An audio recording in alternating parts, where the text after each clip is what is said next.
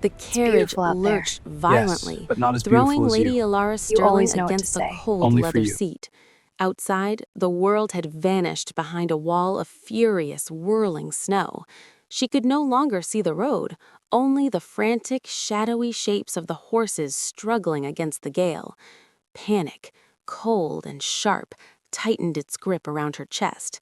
This wasn't just a journey home anymore. This was a fight for survival.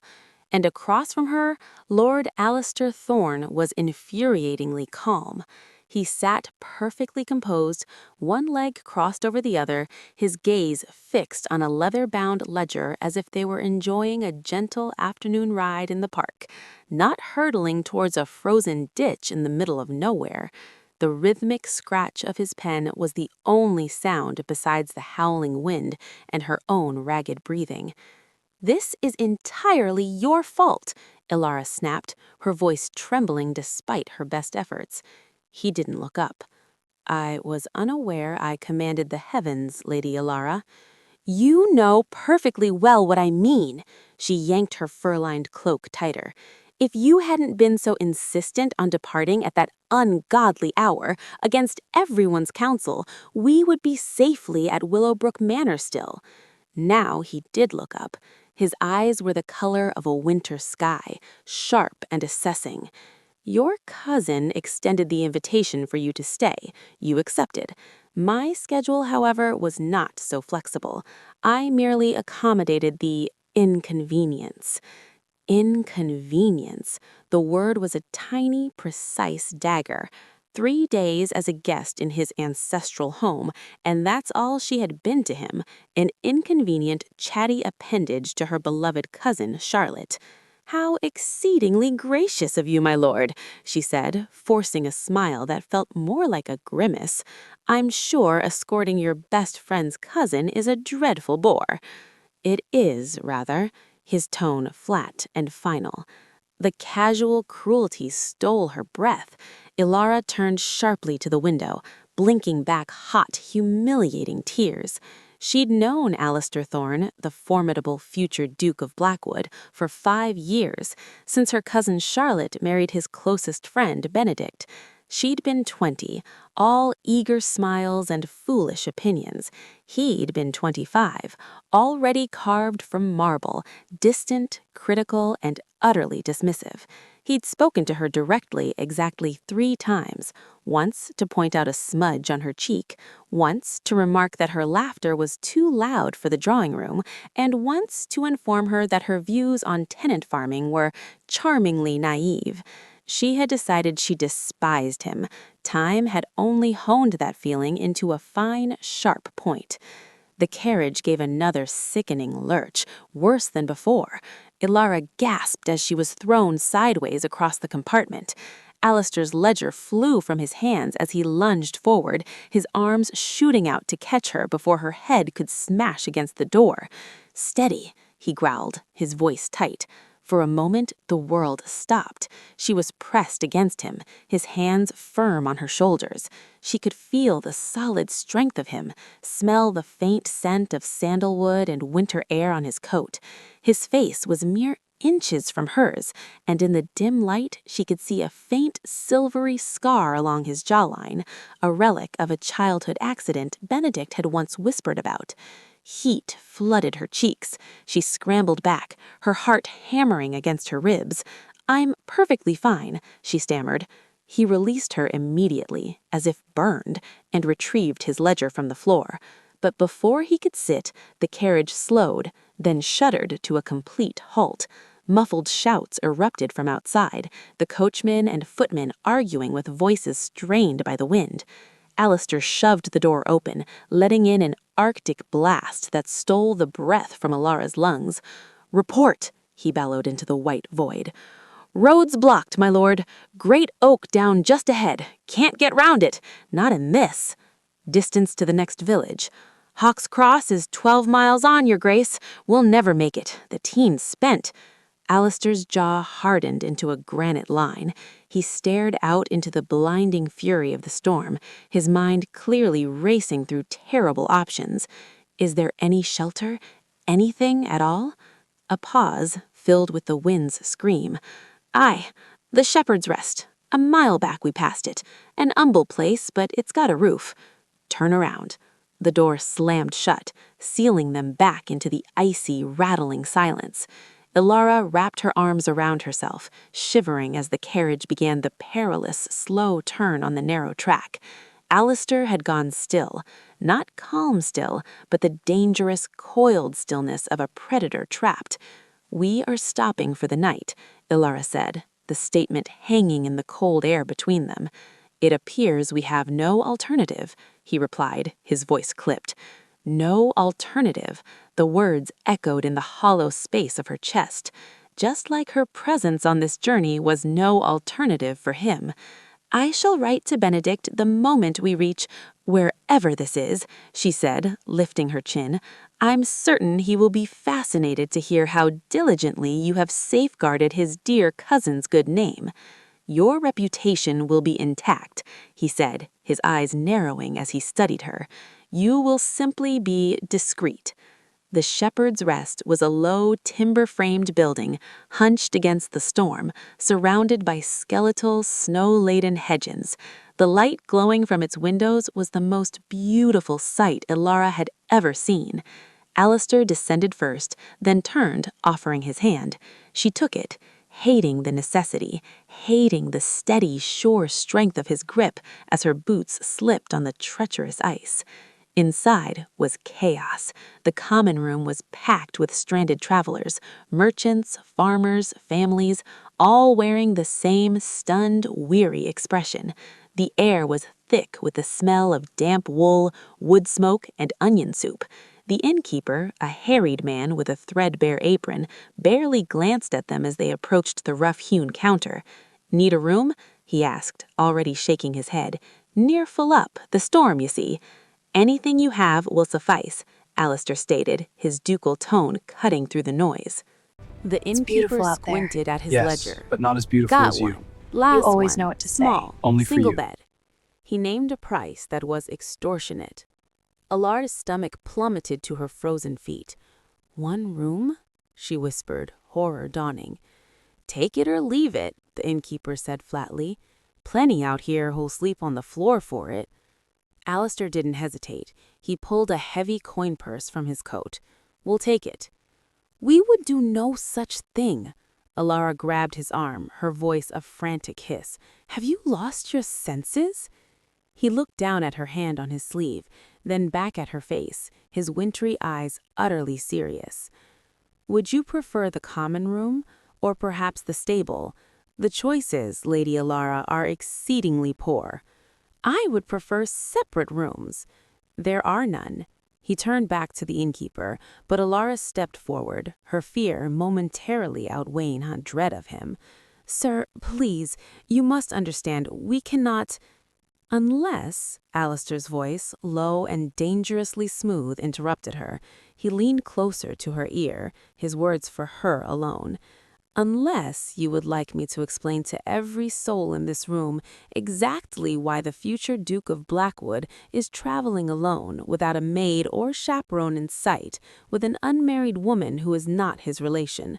I assure you, that conversation will destroy your reputation far more thoroughly than a single night behind a locked door." The truth of it was a physical blow. She was trapped. By the storm, by propriety, by this impossible man. The innkeeper was watching them, his curiosity now fully piqued. Alistair saw it too. His entire demeanor shifted, softened. He placed a gentle, proprietary hand on Ilara's back. "Forgive my betrothed," he said, his voice warm and apologetic. "The storm has left her nerves quite frayed." Ilara's world tilted. Betrothed? The innkeeper's face cleared. "Ah, newly engaged, are you? Traveling to her family?" "Indeed," Alistair said, his hand finding Lara's and lifting it. His thumb stroked her knuckles in a pantomime of tenderness that sent an unwelcome shiver up her arm. "To seek her father's final blessing. The storm has caught us out, I'm afraid." "Well, congratulations to you both," the innkeeper beamed, pushing a heavy iron key across the counter. "Rooms at the top of the stairs, last door. Supper in the common room till 8." Alistair pocketed the key and guided her toward the stairs, his arm a firm, unyielding band around her. The moment they were out of earshot in the narrow, dark hallway, she whirled on him. "Betrothed? Have you gone completely mad? You wanted separate rooms. This was the alternative. Lying is the alternative? Would you prefer the truth? Shall I go back down and announce that Lady Alara Sterling is here without chaperone, at the mercy of a man who was not her kin? How long before that juicy tidbit reaches London? Your name would be ashes by week end. And what happens," she seethed, "when someone recognizes you, the future Duke of Blackwood who is all but publicly pledged to Lady Celia Fairchild?" Something flickered in his eyes, a shadow, there and gone. "We will be fortunate, then. I gave the innkeeper a false name. Here I am Mr. Alistair Gray, a barrister from London, and you are my beloved fiancée, Miss Ellie Smith. This is insanity. This is survival. One night we maintain the fiction, we weather the storm, we leave at dawn. No one is the wiser. Benedict will call you out. Benedict will never know, unless you tell him." He unlocked the door and pushed it open.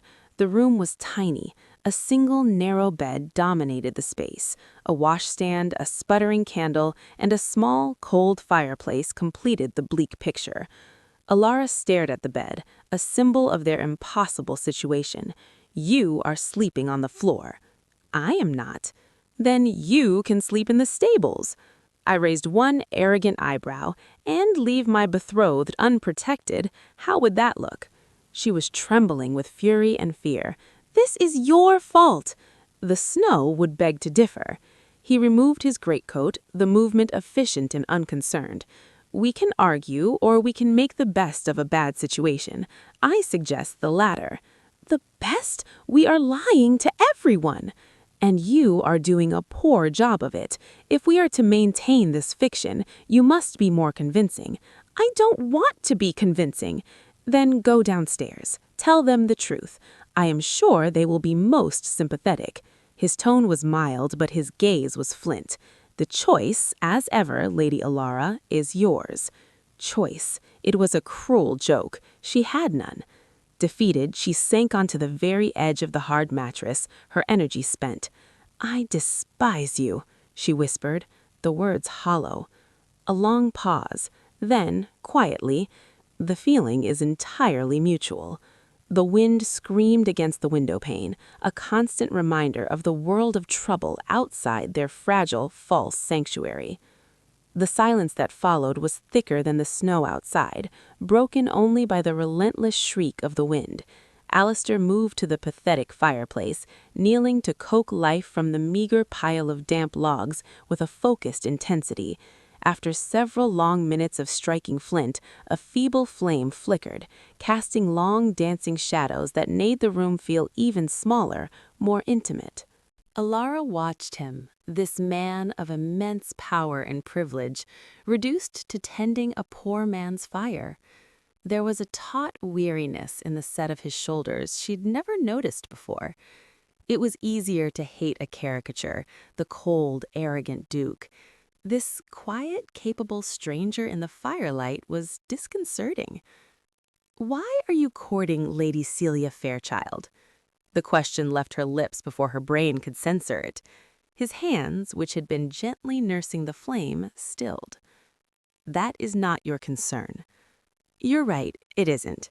She pulled off her damp gloves, wincing at the prickling feeling in her frozen fingers. "I am merely curious. Why would a man bind himself for life to a woman he clearly feels no passion for?" Passion is a poor foundation for a dynasty. Compatibility, alliance, duty, these are the cornerstones. His voice was flat, rehearsed. "How pragmatic," she murmured.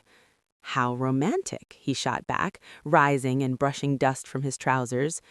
"Tell me, Lady Alara, has your steadfast belief in storybook love served you well, or are you still sighing over that poet your cousin mentioned? What was his name? Linley?" Her cheeks burned. "I don't know what you're talking about." Of course you do. You were infatuated with Julian Linley for an entire season. Benedict said you practically memorized his dreadful sonnets. The humiliation was acute. She had been 19, and Julian Linley's verses about tragic love and moonlit meadows had seemed the height of sophistication, until she'd overheard him laughing about her schoolgirl admiration with his friends. That was a lifetime ago, she snapped. Was it? He turned those assessing eyes on her. Or do you still secretly long for pretty words and empty promises? The cruelty was deliberate, and it found its mark. At least I am capable of feeling something, unlike you. You are like a perfectly carved statue, beautiful to look at, but utterly cold and lifeless inside. A muscle ticked in his jaw. Feelings are a liability. They cloud judgment. They lead to reckless choices. Feelings are what make us human. Then perhaps, he said, turning his back to her, his voice so low she almost didn't catch it, I am not entirely human. The fire popped, a lonely sound. He moved toward the door. The fire should hold. I'll have supper sent up. You should rest. Where will you sleep? The question was out, practical and terrifying. The chair. She glanced at the single, straight-backed wooden chair in the corner. You'll freeze. Then I will be cold. His hand was on the door latch. Lock this after I leave. Do not open it for anyone but me. Alastair! But he was gone, the door closing with a soft, definitive click. The emptiness he left behind was startling. Alara sat in the sudden quiet, the weak fire doing little to warm the room or the strange hollow feeling in her chest. He was insufferable. He was right. He was her jailer. He was her only protector. The contradictions swirled in her mind until she was dizzy with them. She ate the simple supper of bread, cheese, and watery stew when it arrived, tasting nothing. The storm's fury seemed to increase, rattling the window in its frame as if demanding entry. She changed into her nightdress behind the flimsy privacy of the wardrobe, her teeth chattering, and slipped into the narrow bed, pulling the thin blankets up to her chin. The cold was a living thing in the room. Sleep was impossible. The chair where Alastair would supposedly spend the night looked like an instrument of torture. Every howl of the wind felt like a condemnation. She lay staring at the water-stained ceiling, listening to the sounds of the inn settling around her. Muffled voices, heavy footsteps on the stairs, the distant clatter of dishes. It felt like hours later when the final door opened. Alastair slipped in, bringing a gust of colder air with him. He didn't look at her, simply removed his coat and vestcoat, draped them over the chair, and sat down with a quiet, weary sigh. He didn't even attempt to recline. He simply sat straight-backed and stared into the dying embers of the fire. Alara watched his profile in the gloom, the proud, unyielding line of his nose, the stubborn set of his jaw. He looked exhausted, and he was going to spend the night like that, freezing, for the sake of a propriety that already hung by a thread. It was foolish, it was proud, it was so like him. A particularly violent gust shook the inn, and the candle guttered out, plunging them into near darkness, save for the faint orange glow from the hearth. Alastair didn't move. This was absurd. Her conscience, nurtured on kindness and practical country sense, rebelled. This is ridiculous, her voice cut through the dark, sharper than she intended. Go to sleep, Lady Alara. You will be an ice block by morning, and then where will I be? Stranded here with a frozen duke? How would that look for my reputation? A beat of silence. I will survive. Another gust. The fire spat, threatening to go out. The temperature in the room seemed to drop another degree. Her breath fogged in the air. The bed is narrow, but it is wide enough for two people to share warmth without impropriety. The words felt foreign in her mouth. It is the logical course of action. He was so still he seemed to stop breathing. That is out of question. Why? Because your precious rules forbid it? Your rules are the reason we're in this mess. You are so concerned with appearances that you would rather court frostbite than make a sensible survivalist decision. The frustration gave her courage. We're already lying to everyone downstairs. Why not lie to ourselves for one night and just be two people trying to not freeze?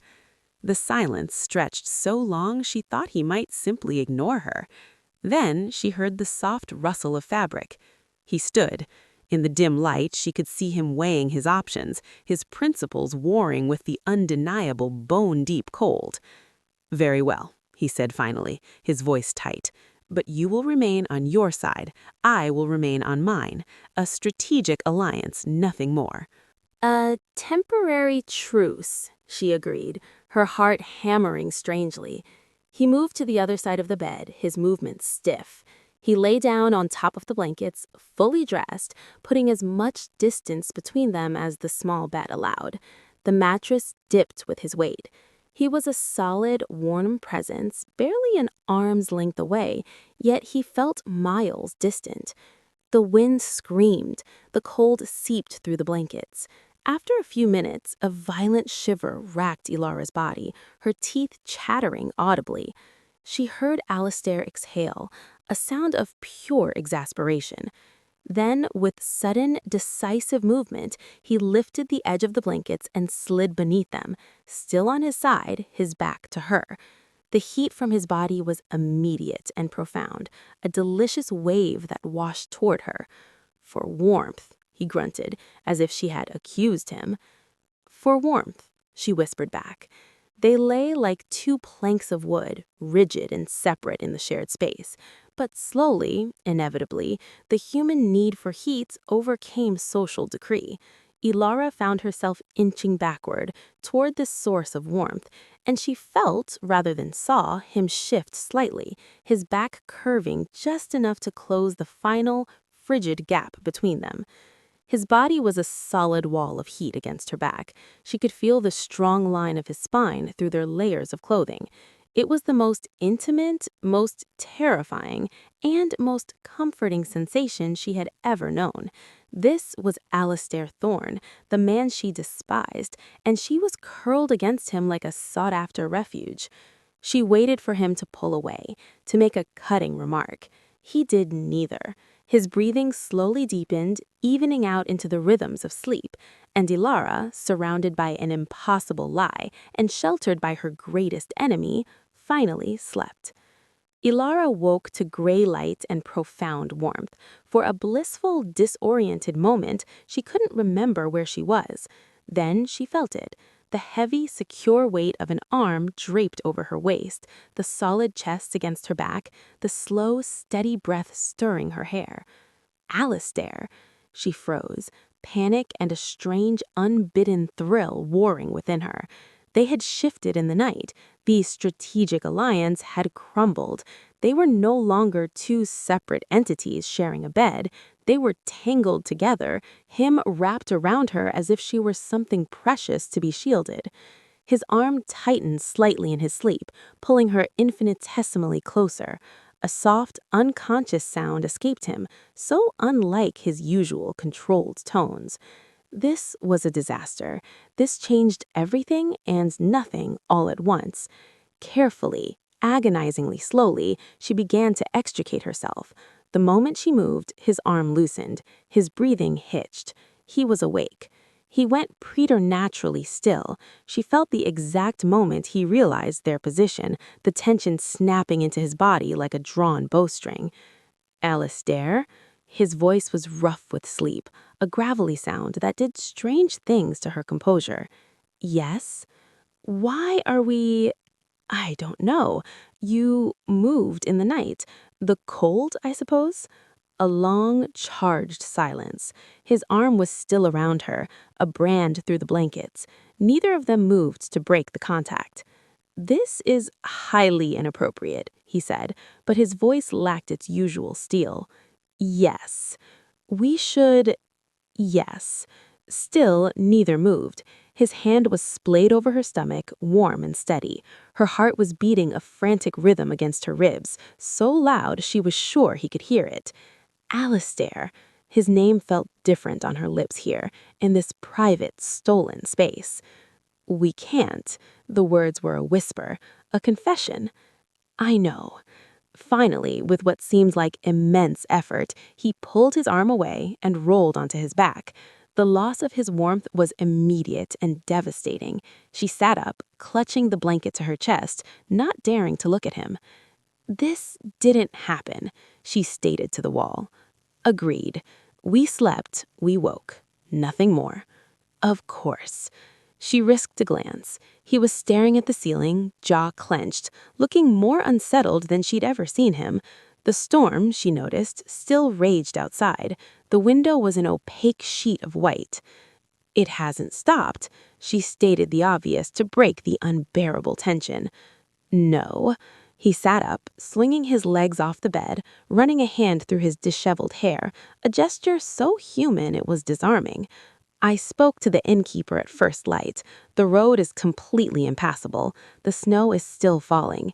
He estimates we may be trapped here for another 2 days, perhaps 3. 3 more days. 3 more days in this tiny room with this man, with this secret, with this new terrifying awareness that hummed between them. The air left her lungs. This cannot be happening. And yet it is. He stood, running a hand through his disheveled hair, a gesture so human it was disarming. The coachman and footmen are lodged in the stable loft. For us, remaining here is still the safest option for our situation. You mean for our lie. Yes. I wanted to scream. Instead, she forced herself to stand, to smooth her hopelessly wrinkled dress. I must write to Benedict. He will be frantic. Already done. I sent a rider at dawn, the innkeeper's son on our sturdiest horse. I told him we were delayed but safe. I did not mention the precise sleeping arrangements. How thoughtful. Sarcasm was her last crumbling defense. Sarcasm does not become you, Lady Elara, and your perpetual chill does not become you, Your Grace. His eyes flashed to hers, a spark of something hot and dangerous in the gray depths. It was gone in an instant, banked behind his customary wall of ice. I am going downstairs to assess the situation. You should join me shortly. Remember your role. My role? She repeated dully. The blissful fiancé. Precisely. He left, and Elara sank back onto the bed, her head in her hands. The memory of his arm around her, of the warmth and safety of that moment, warred with the cold reality of their predicament. It was a moment of weakness, a trick of the cold. It meant nothing. She repeated it to herself until she almost believed it. The common room was less crowded but thick with the smell of porridge and resignation. Alistair, Mr. Gray, was already at a small table, a bowl of oats before him. He stood as she approached, pulling out her chair with a show of gallantry that felt like a mockery. "Good morning, my dear," he said, his voice carrying just enough to be heard by nearby tables. "Did you sleep well?" "Tolerably, thank you, my love," she forced out, the endearment like ash on her tongue. They ate in strained silence. Elara was acutely aware of every glance thrown their way. Were they convincing? Did they look like a couple in love, or like two strangers playing a desperate game? "Lady Elara?" The voice, smooth and familiar, made her blood run cold. She looked up, her spoon freezing halfway to her mouth. Julian Linley stood before their table, his poet's curls perfectly arranged despite the storm, his smile as practiced and charming as ever. "What an extraordinary coincidence! Fancy finding you here, of all places." "Mr. Linley," she managed, setting the spoon down with a clatter. "A surprise, indeed." Alistair's posture shifted subtly beside her, from attentive fiancé to something more alert, more possessive. He did not stand. "Are you traveling alone?" Julian asked, his gaze flicking between them. "No, I am traveling with my fiancé, Mr. Alistair Gray. Alistair, this is Mr. Julian Linley, an acquaintance from London." Fiancé? Julian's eyes widened with theatrical surprise. My heartfelt congratulations. This is rather sudden news. Not so sudden, Alistair said, his voice a low, pleasant rumble that held an undercurrent of warning. He finally extended a hand. We've known each other for some time. The engagement is a recent happiness we are traveling to share with Ilara's family. Julian shook his hand, his expression a mask of polite confusion. Of course, I had simply not heard a whisper of it, and I consider myself quite attentive to the goings-on of the ton. We have preferred privacy, Alistair said, his hand coming to rest on the back of Ilara's chair. Some things are too precious for public gossip. The message was clear. Julian's smile tightened. How very romantic. And you are a barrister, Mr. Gray? I am. How fascinating. I've several friends in the legal profession. Perhaps we have acquaintances in common. It was a test, delicately delivered. Alistair met his gaze evenly. Perhaps, though my practice is rather specialized. I focus on maritime trade law. Dull stuff, I'm afraid, compared to the world of poetry. Julian blinked, thrown off by the specific, believable detail. I see. Well, I shall not keep you from your breakfast. No doubt you wish to be on your way. The storm has other plans, it seems. We are stranded like everyone else. A dreadful inconvenience, but it does allow for renewed acquaintances. Julian's eyes lingered on her. I shall look forward to speaking with you both later, perhaps. There is so much to catch up on. He bowed and moved away, weaving through the tables toward a group of traveling merchants. The moment he was out of earshot, the pleasant mask slid from Alistair's face. An acquaintance, his voice cold. What was I to say? This is the poet whose work I once adored and who subsequently broke my youthful heart? He is dangerous. He is a poet. He is a gossip with a keen eye and a vested interest in seeing our story unravel. Alistair's hand dropped from her chair. He was testing me. He doesn't believe us. A fresh wave of dread washed over Ilara. Julian Linley, with his network of London gossips and his personal history with her, was the worst possible person to be trapped with. What do? We become more convincing. We stay together. We give him nothing to question. Alistair's gaze was intense.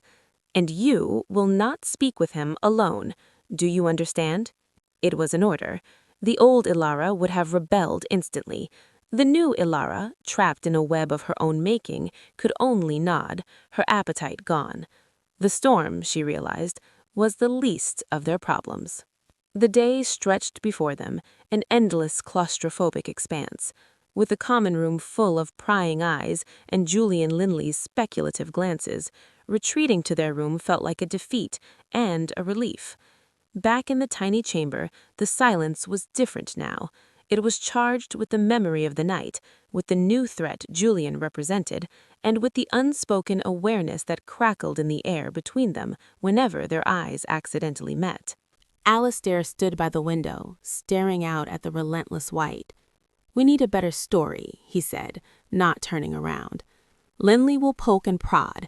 Maritime law will only hold for so long. We need details, a history. We have a history, Ilara said, perching on the edge of the bed. A 5-year history of you ignoring me or criticizing me? A courtship history, he clarified, finally looking at her. His expression was that of a general planning a campaign. How we met, when we knew, the details of the proposal. You want us to fabricate a romance? We already have. Now we must give it color, texture, so when he asks, our answers match. He paced the short length of the room. We met through your cousin Benedict and my friend Charlotte. That much is true and safe. We recognize the kinship of mind over time. Ilara couldn't help a bitter laugh. A kinship of mind? You thought my mind was frivolous. I thought you were young, he corrected, surprising her, and passionate and occasionally wrong. A ghost of something, not a smile, but its near relative, touched his lips. We kept our growing affection private due to my familial expectations. The official courtship of Lady Celia was a matter of duty, but my heart was already engaged elsewhere. When the opportunity arose to travel together to see your family, I seized it, intending to formally break with Lady Celia and declare myself to your father. It was a good story. It was achingly romantic and tragic, and it was a complete fabrication. You've given this some thought, she said quietly. Survival requires strategy. He stopped pacing, facing her. Your turn. When did you first care for me? The question, even framed as part of their lie, felt dangerously intimate. She looked away, her mind scrambling. I don't know. It was gradual, I suppose. I disliked you so intensely for so long, and then I suppose I began to see the man behind the title, the one who was loyal to his friends, the one who reads agricultural reports not for entertainment, but because he genuinely cares for the people who depend on his land. She was pulling from thin air, from snippets of conversations overheard from Benedict, the one who has a scar from trying to save a foal when he was 15. He went very still. Benedict told you that story? She mentioned it once. She risked a glance at him. His expression was unreadable. Is it not a good detail for our fiction? It is surprisingly specific. He turned back to the window. Use it if you must. The afternoon was spent in this strange, collaborative dance. They built a shared past out of fragments of real memories and whole-cloth lies. A conversation about books at a dinner party 3 years ago. They had argued about Gothic novels. A moment of understanding during a walk at Benedict's country home. It had been pouring rain, and he had grudgingly offered her his umbrella. A secret exchange of letters. Utter fiction. With every fabricated memory, the boundaries between their real past and their invented one blurred. Alara found herself wondering, what if? What if he had looked at her with something other than disdain at that dinner party? What if their arguments had been a spark, not a dismissal? It was a dangerous game. They ventured down for supper, a united front. Julian Lenley was there, holding court at a table of travelers. He watched them like a hawk. Alistair was flawless. He was attentive, pouring her wine, laughing at her comments, his hand resting lightly on the small of her back. To anyone watching, he was a man besotted. Alara felt like an actress in a play, her every gesture, every smile, a calculated performance. During a lull, Julian approached. I have been telling these fine people about the transformative power of verse, Mr. Gray. As a man of the law, I'm sure you see the world in rather more rigid lines. Does your fiancée share your practical outlook, or does she have a poet's soul? It was another trap, wrapped in pleasantry. Alistair answered before she could. Alara has the soul of a realist who appreciates beauty. She finds truth in both ledgers and sonnets, though she prefers the latter to be balanced and the latter to be sincere. He smiled down at her, a warm, private smile that made her breath catch. Isn't that right, my dear? It was the perfect answer. It complimented her, it aligned with our characters, and it subtly questioned the sincerity of Julian's own work. I saw a flicker of irritation in the poet's eyes. How perfectly you describe her, Julian said, recovering smoothly. And are you balancing the ledgers for your wedding, then? It must be a costly affair, even for a successful barrister. The question about money was vulgar, a deliberate attempt to fluster and probe. The cost is irrelevant, Alistair said, his tone cooling a degree. The only ledger that matters is the one that records happiness, and on that account we are already wealthy beyond measure. The table around them murmured in approval. Julian was outmaneuvered. He raised his glass in a silent toast, a glint of renewed determination in his gaze. He wasn't done, not by a long shot. Later, as they prepared for another night in their shared prison, the tension was different. The pretense downstairs had been exhausting, but it had also forged a strange, wary alliance between them.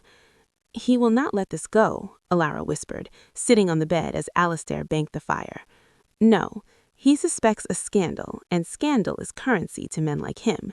We must be prepared for him to make a move, to try to corner you, to get you alone. What kind of move? An offer, a threat, a revelation. He looked at her, his face serious in the firelight. If he approaches you, you must not engage. You must come find me immediately. I can handle Julian Linley. You couldn't handle him at 19, and then instantly looked as if he regretted the words. That is not what I meant. I mean, he's manipulative. He will use your past feelings, your kindness, against you. Promise me you'll be careful. The concern in his voice was real. It undid her more than any practiced tenderness from downstairs had. I promise, she said softly. He nodded, then looked at the chair, then at the bed. The unspoken question hung in the air. The cold hadn't lessened. The truce remains in effect, Alara said, her voice barely audible. For warmth. He held her gaze for a long moment, then gave a single, curt nod. For warmth. That night they lay back to back, a careful inch of space between them. But the cold was a ruthless enemy, and their bodies, remembering the comfort of the previous night, slowly bridged the gap. Alara fell asleep first this time, lulled by the solid, reassuring warmth at her back and the unsettling, newfound knowledge that the man she was pretending to love might be the most complicated and perhaps the most honorable man she had ever known. Alara woke to find the space beside her empty and cold. Alistair was already at the washstand, his back to her, the line of his shoulders tense even from across the room. The storm still raged, a perpetual white fury against the window. "No change?" she asked, her voice raspy with sleep. "None." He didn't turn. "If anything, it has worsened. The innkeeper now speaks of being snowed in for a week." A week. The word echoed like a death knell. A week in this room, living a lie under the constant, suspicious gaze of Julian Linley. A week of this unbearable, confusing proximity to Alistair. She dressed quickly behind the wardrobe, her mind racing. They couldn't sustain this. The strain was etched on Alistair's face, in the new silence that had settled between them. A silence fraught with things unsaid, with a tension that had nothing to do with animosity and everything to do with a terrifying, growing awareness. When she descended for breakfast, Alistair was deep in conversation with a group of merchants about trade routes, effortlessly playing his part. Julian was conspicuously absent. She took a seat near the fire, accepting a bowl of porridge. She was stirring it absently when a shadow fell over the table. "Might I join you, Lady Alara?" Julian Linley stood there, his smile polished, his eyes sharp. "Or should I say, Miss Smith?" Her heart stuttered. "Mr. Linley, my fiancé is just over there. I see him, engaged in vital discourse on wool tariffs, no doubt. I shan't keep you long." He sat without waiting for an invitation, leaning forward. "I must confess, I am concerned for you." "Concerned? I am perfectly well, thank you." "Are you?" His voice dropped to a confidential murmur. "Traveling under an assumed name, a fiancé who appears from nowhere. It all seems rather dramatic.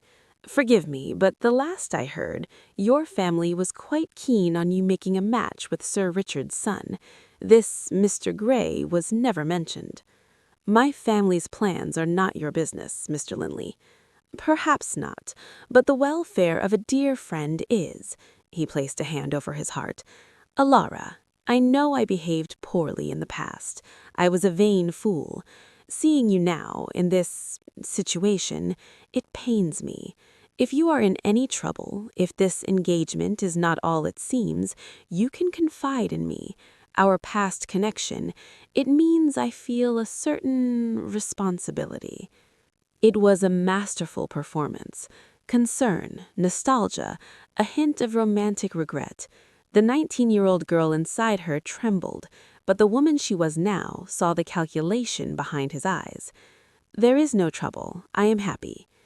"Are you?" He glanced over at Alistair, who was watching them now, his conversation stalled, his expression dark. "He seems a severe man, controlling. Not at all the sort I pictured for you, who loves laughter and art. This seems a match of convenience at best. Or," he leaned even closer, his voice a mere breath, "or of necessity." Alara stood up so quickly her chair scraped loudly.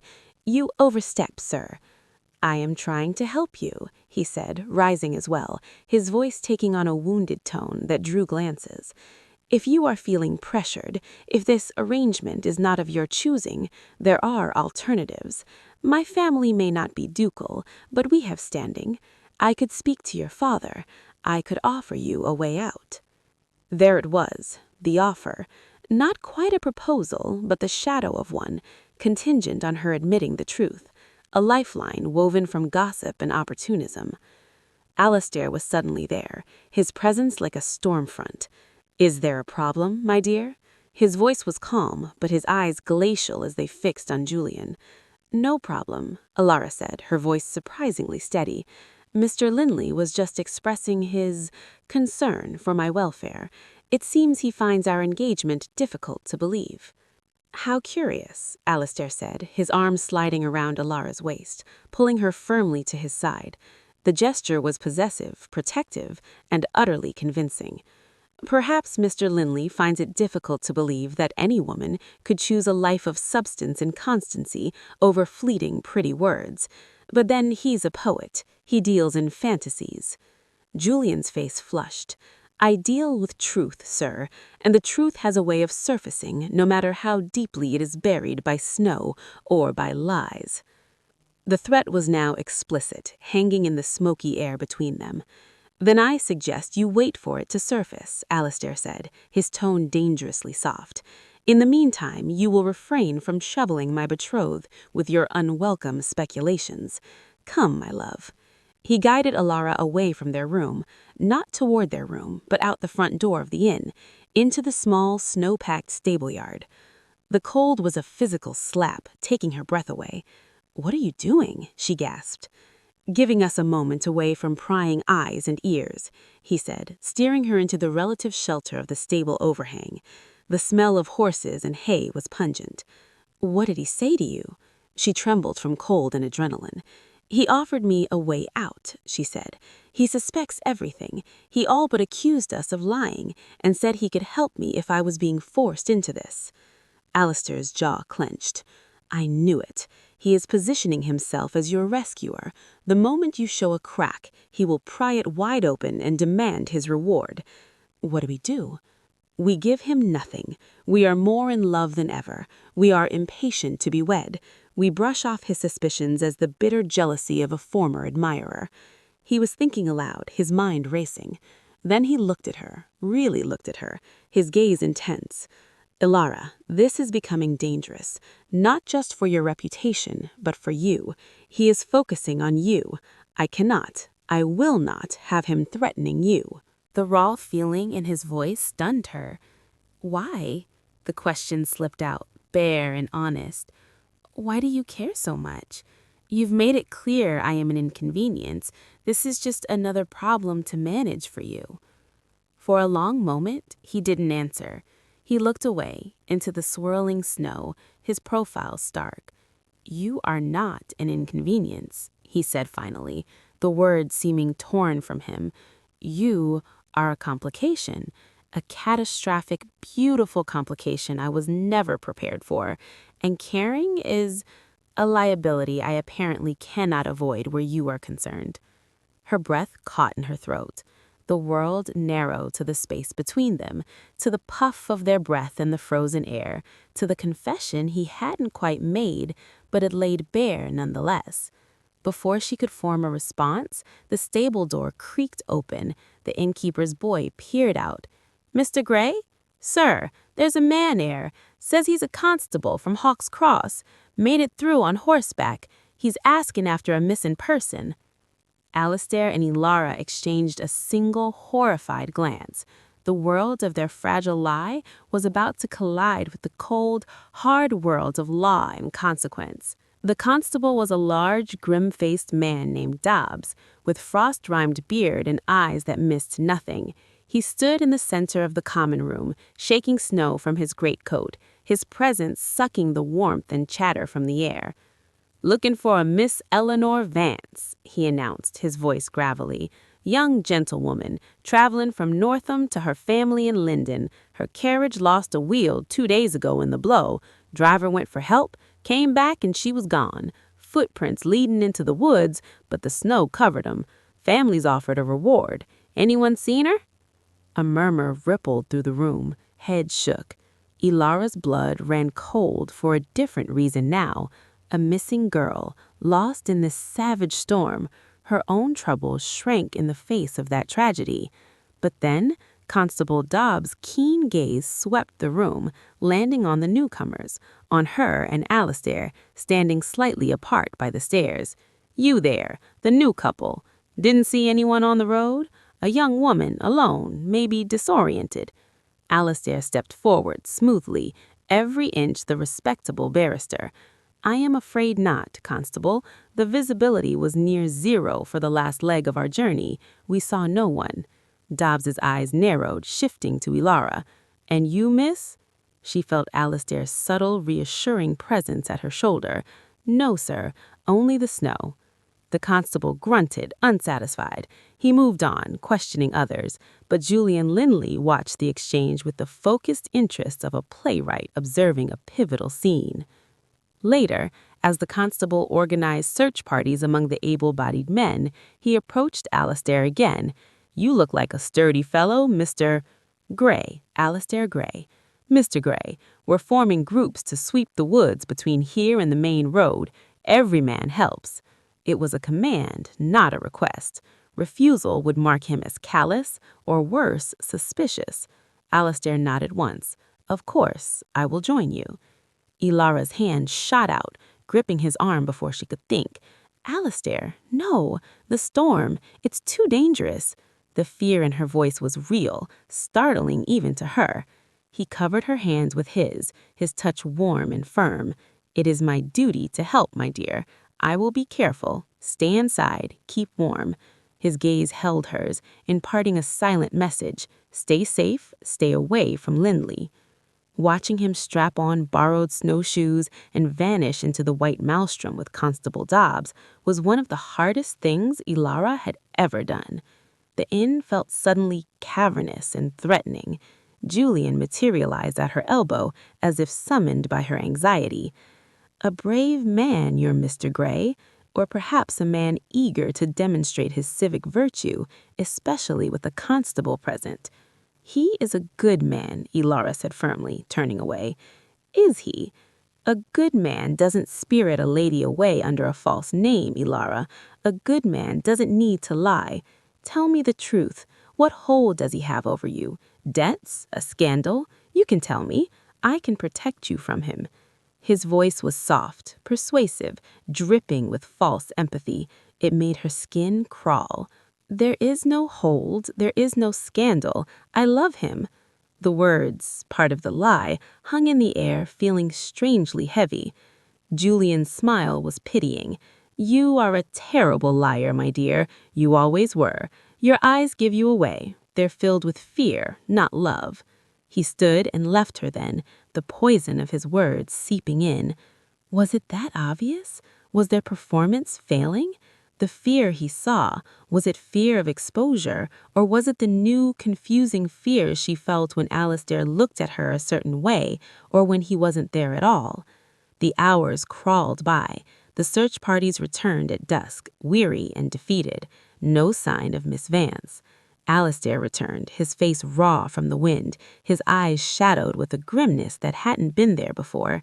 He sought her out immediately, his gaze scanning her as if to assure himself she was whole. "You're freezing," she said, instinctively reaching out to brush snow from his shoulder. He caught her hand, his cold fingers tightening around hers for a brief, electric moment. "I'm well. And you? Were you troubled?" "No," she lied, not wanting to add to his burdens. "Any sign of her?" "None. It's as if the storm swallowed her whole." He lowered his voice. "The constable is staying the night. He's thorough. He's already asked the innkeeper detailed questions about all the guests, when they arrived, their business. A new layer of peril, a lawman's scrutiny was the last thing they needed." At supper, Constable Dobbs held court, speculating on the missing girl's fate. His eyes kept drifting to the corners of the room, cataloging. When they landed on Alistair and Ilara, they lingered. "You two," he said suddenly, pointing a thick finger. You said you're headed to Linden. That's near where Miss Vance was traveling. Maybe you saw something you didn't think was important?" All conversation ceased. Every eye was on them. Alistair didn't flinch. "As I said, Constable, we saw no one. Our journey from the north would not have intersected with the Northam to Linden Road until the crossroads 5 miles east, which we never reached due to the fallen tree." It was a precise, logical answer. The constable chewed his lip, unsatisfied but unable to refute it. Julian, however, watched Alistair with dawning, malicious comprehension. Later, in the hallway, Julian blocked their path to the stairs. "A barrister with a remarkable knowledge of local geography, Mr. Gray, almost as if you're familiar with these lands, or perhaps as if you've studied a map very carefully to construct an alibi?" Alistair's body went rigid beside Alara. "Move aside, Linley." "Or what? You'll cite maritime law at me?" Julian sneered, emboldened by the constable's presence in the inn. "I've been thinking. A man who lies about his name, about his engagement, who is so precise about his whereabouts, it makes one wonder what or whom he might be hiding from." "You are inventing drama where there is none," Ilara said, her voice shaking with anger. "Let us pass." Julian leaned close to Alistair, his whisper a venomous hiss. "I don't know who you really are, Gray, or what game you're playing with her, but I will find out. And when I do, the constable will be very interested." That night, in their room, the fragile truce shattered under the weight of the new threat. "He's going to investigate you," Ilara said, pacing the tiny floor. "He'll send letters, make inquiries about Alistair Gray, barrister. It won't take long for him to find no such person exists." "I am aware," Alistair said quietly, staring into the fire. He looked more like a duke than ever in that moment, burdened, isolated, making impossible decisions. "We have to tell the constable something before Julian does," she insisted. "A partial truth, that we are eloping because my family disapproves, that we used false names for privacy." "And explain why a man eloping would carry ducal signet rings in his luggage, or why his clothing is tailored by a London artisan who only serves the aristocracy. Dobbs may be a country constable, but he is not a fool. Once he knows I've lied about my name, every word I've said becomes suspect, including my account of our journey. He could detain me, he could separate us." He finally looked at her, and the fear she saw in his eyes was not for himself. "He could take you into some form of custody for your protection, leaving you utterly vulnerable to Linley's schemes." The walls were closing in. Every path led to ruin. Ilara sank onto the bed, despair a cold stone in her stomach. "What do we do then? Wait for the axe to fall?" Alistair crossed the room in 2 strides, kneeling before her so they were eye to eye. The sudden proximity stole her breath. "We trust each other," he said, his voice fierce and low. "We hold the line. The storm will break. When it does, we leave at once. We get you home to Benedict. Once you are safe under his protection, the rest can be managed. My title, my resources, they can weather Linley's gossip, but they cannot protect you if you're caught in the crossfire, here, alone." He was putting her safety above his own reputation, above everything. The realization was a thunderclap. "Why?" she whispered again, the question containing multitudes. His gaze searched her face, roaming over her features as if memorizing them. The battle she saw within him was almost physical. "Because," he said, the word a rough confession, "when I walked into that blinding snow today, all I could think was that I had to come back, not for the lie, not for duty, but because you were here." Time stopped. The howling wind, the crackling fire, the threat of exposure, all of it faded into a distant hum. There was only his gray eyes stormy with unguarded emotion, and the shocking, beautiful truth of his words.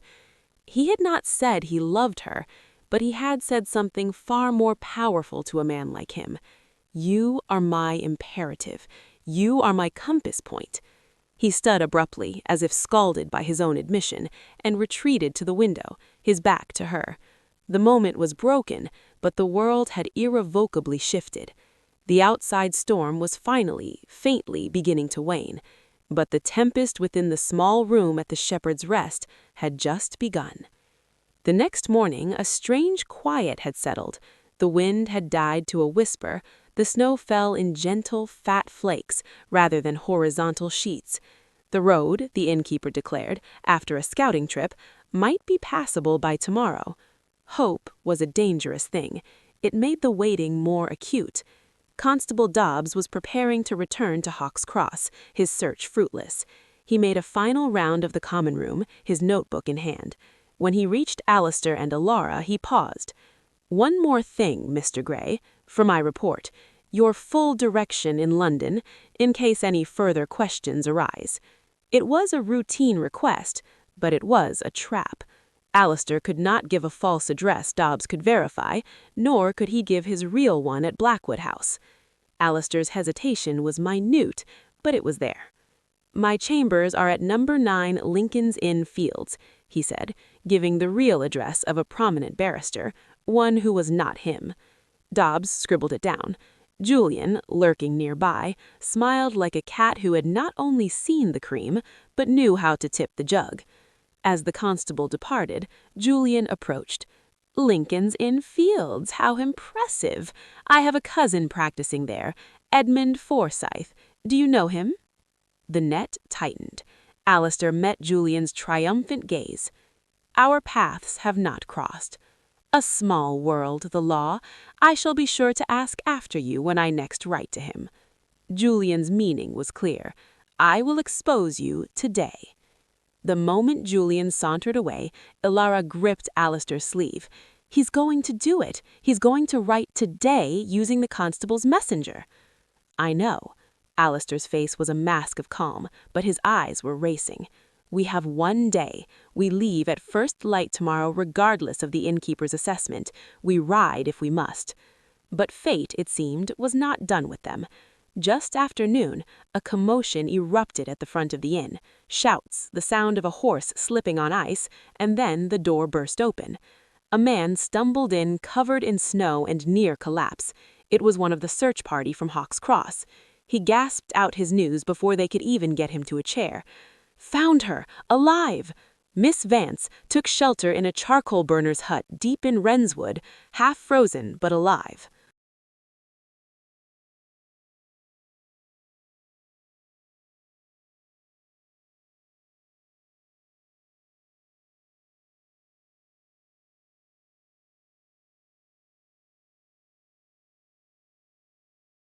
Found her knees went weak. The poor girl was safe. The man continued, accepting a tankard of ale. "Said she was chased off the road by a gentleman by his clothes, she said. Acted strange, offered her help, then tried to grab her reticule. She fled into the woods. That's when she got lost." The celebration died instantly. A new, more sinister tension took its place. A gentleman turned highwayman? Or something worse? Constable Dobbs, who had just been about to mount his horse, stomped back inside. Did she describe him? Aye. Tall, dark hair, fine blue cloak, carried a silver-tipped walking stick. Every head in the common room turned, as one, to look at Alistair Thorne. He stood by the fireplace, tall, his hair dark. His greatcoat hanging by the door was a deep, fine navy wool, and leaning against the hearth was his walking stick, its handle a smooth sphere of polished silver. The silence was absolute, broken only by the crackle of the fire. Alara's blood turned to ice. "No!" she breathed. It was impossible, absurd.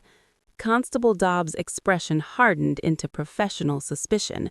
"Mr. Gray, that's a very distinctive stick, and a very fine blue coat." Alistair didn't move a muscle. "It is, as owned by hundreds of gentlemen across England, and I have not left the vicinity of this inn since I arrived, as the innkeeper and at least 24 other people can attest.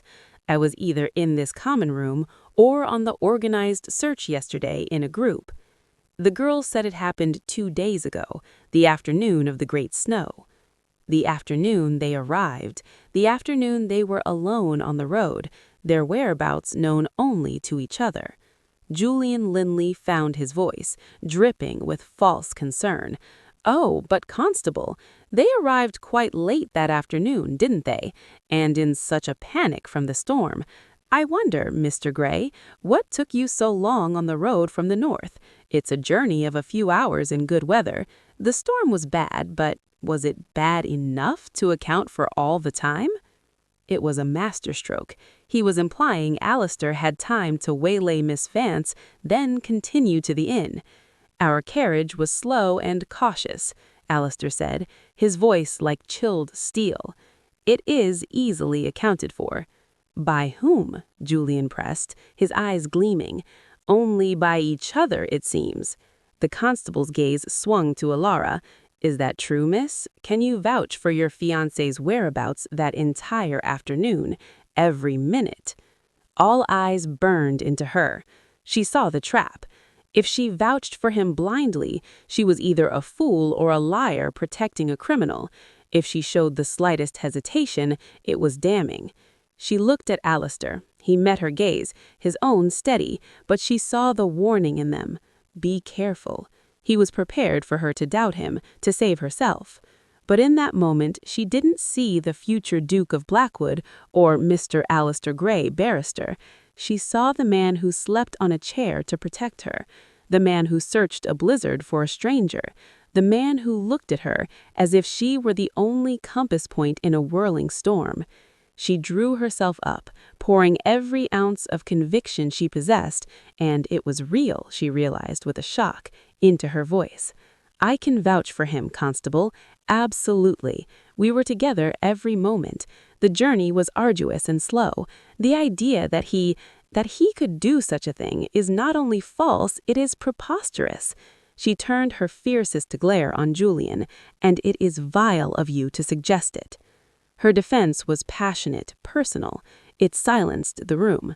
Constable Dobbs studied them both, his cop's intuition at war with the earnestness of her testimony.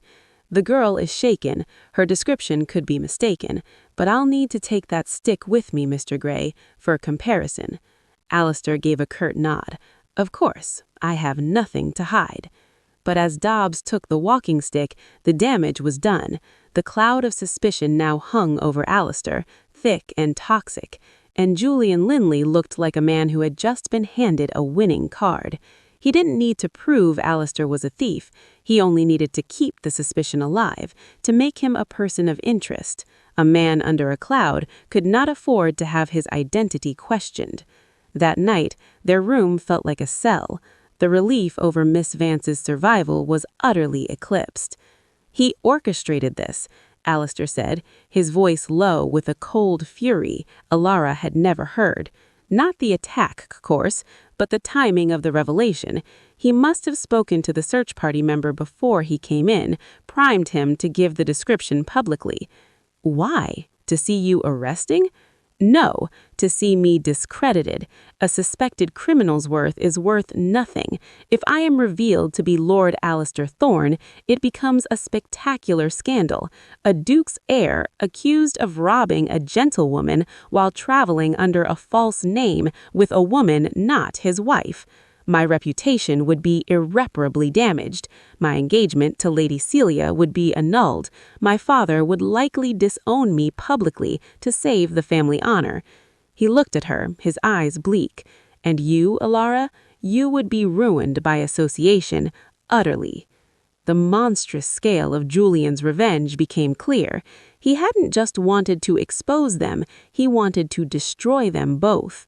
"We have to leave tonight," Alara said, desperation clawing at her.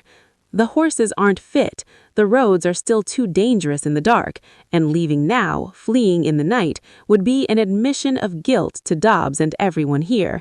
He paced, a caged lion. We must wait for first light. It is our only chance." He stopped pacing and faced her. "Alara, listen to me. When we leave tomorrow, if we are pursued or questioned, you must let me handle it. You must, if necessary, distance yourself from me. Tell them I coerced you, that you were afraid. Save yourself." "No." The refusal was instant, visceral. "I will not throw you to the wolves to save my In own the skin. tight space, I'm in her this. We are declaration in seemed this to together. echo. You They don't stood understand inches the apart, fallout." the air "I understand crackling with shared loyalty," she danger fired and back, something stepping else. closer. "I Something that had understand that grown you in the have dark protected and the me at cold every and the turn. lies. I am not The leaving you pretense to had face fallen this alone." away, leaving only raw, terrifying truth. Alistair reached out, his hand hovering near her cheek before he let it fall, clenching into a fist at his side. "You are the most maddening, brave, impossible woman," he whispered, his voice thick with an emotion she dared not name. Outside, the snow finally stopped. A deep, eerie silence blanketed the world. The storm was over. But for Alara and Alistair, the real tempest was just beginning. First light was a gray, silent affair. The world lay buried under a thick, pristine blanket of snow, beautiful and deadly. No birds sang. The only sound was the creak of the inn signs swinging in a gentle breeze. They were packed and ready, having slept little. Alistair had paid the innkeeper generously and without fuss. Their plan was simple: depart with the dawn, reach the main road, and push the horses to the next major coaching inn where they could send for a proper escort from Alara's family. As they descended the stairs, the common room was empty, save for the innkeeper's wife, who nodded sleepily at them. Their footsteps were the only sound. Hope, fragile and desperate, began to flutter in Alara's chest. They stepped out into the biting, cold morning air. The carriage, its roof laden with snow, stood ready, the horses stamping impatiently, their breath pluming. The coachman and footmen were already in position, looking relieved to be moving. Alistair handed Alara up into the carriage. Just as he was about to climb in after her, a voice sliced through the quiet. "Leaving so soon, Mr. Gray, without even a farewell?" Julian Linley stood in the doorway of the inn, wrapped in a dressing gown, a smug smile on his face. He didn't look like a man who had just woken. He looked like a man who had been waiting. "Our business is urgent," Alistair said, not breaking his stride. "I'm sure it is. Fleeing usually is." Julian took a few steps into the yard. "I took the liberty of sending a letter last night with the constable's messenger to my cousin at Lincoln's Inn, inquiring about you. I expect a reply in a few days. I wonder what it will say." It was a parting shot, meant to unnerve them. Alistair ignored him, climbing into the carriage and shutting the door firmly. "Drive on," he called, his voice carrying authority. The carriage lurched forward, crunching through the deep snow of the inn yard. Alara watched from the window as Julian's figure grew smaller, his smile still visible. He believed he had won. He believed they were running scared. For the first hour, they traveled in a tense silence, both lost in their own thoughts, listening to the rhythm of the wheels and the horses' labored breathing. The world was a monochrome painting of white and gray. It was Alara who broke the silence. "What will we do when the reply comes, when he finds out there is no Alistair Gray?" Alistair, who had been staring out his own window, turned to her. His face was set in determined lines. "By then, you will be safe at home with Benedict. I will have returned to Blackwood. I will face the consequences as myself. The scandal will be mine to bear. Linley can shout his accusations about a false name from the rooftops. Without you here to be tarnished by it, I can manage it."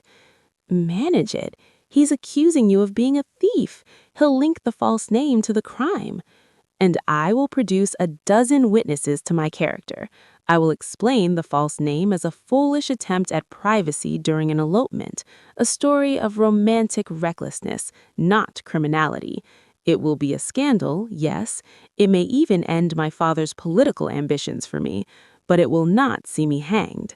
He said it so matter-of-factly, as if discussing the weather. And what of Lady Celia? The question felt like ash in her mouth. That, he said, his gaze dropping to his hands, was already over. I told you I ended it.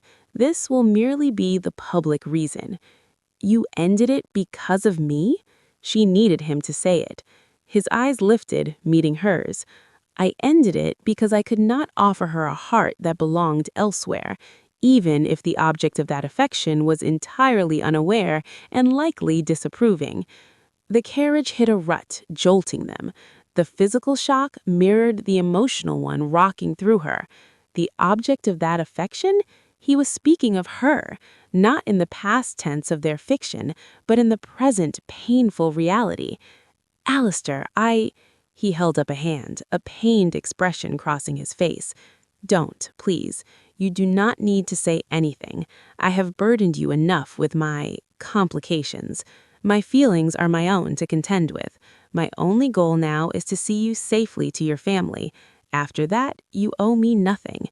He was building a wall again, brick by painful brick, to protect her from the mess of his heart. It was the most noble, most heartbreaking thing she had ever witnessed. Before she could formulate a response, before she could even untangle the riot of her own feelings, the carriage slowed again, then stopped. Now what? Alistair muttered, opening the door.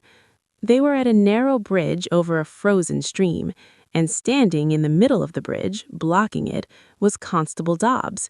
He was on horseback, and he did not look pleased. Mr. Gray, Miss Smith, need a word. Alistair descended. Constable, we're in something of a hurry. Won't take long. Dobbs unmounted, his boots sinking into the snow. Got a faster rider back from Hawk's Cross just after you left.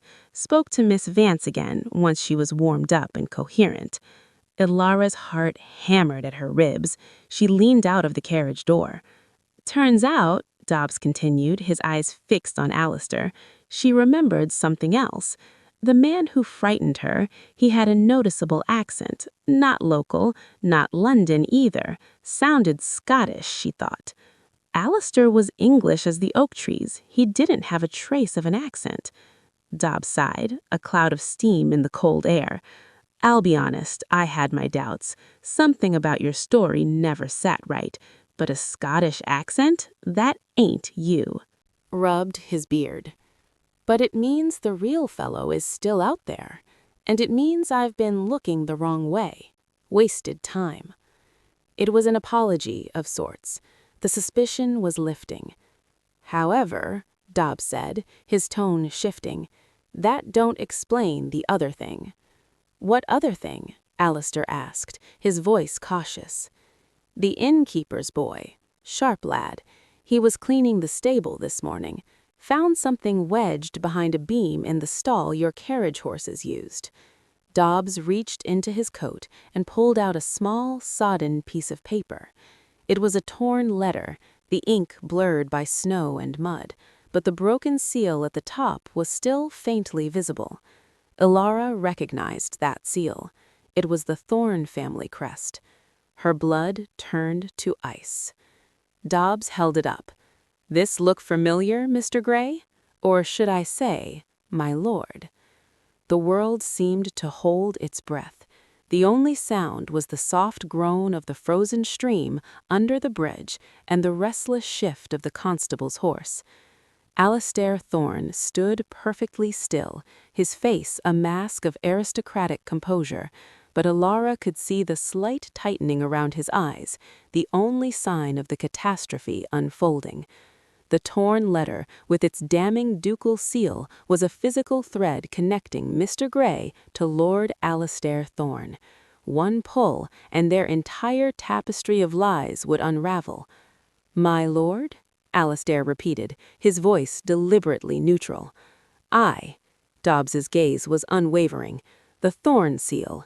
I've seen it on writs from the magistrate's court. Your Lord Alistair Thorne, future Duke of Blackwood. Care to explain why you're travelin' under a false name with a young lady who ain't your wife?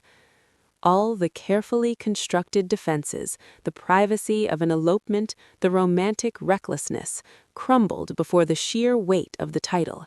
A duke's heir didn't need false names for a simple elopement. This implied something far more serious, something requiring deception on a grand scale. Alistair didn't try to deny it. He drew himself up, and the change was subtle but profound. The slight deference of Mr. Grey fell away, replaced by the innate, unshakable authority of his birth. I am Alistair Thorne. The false name was to protect Lady Ilara's reputation from the gossip that would inevitably follow if it were known we were traveling together, unchaperoned, due to the storm.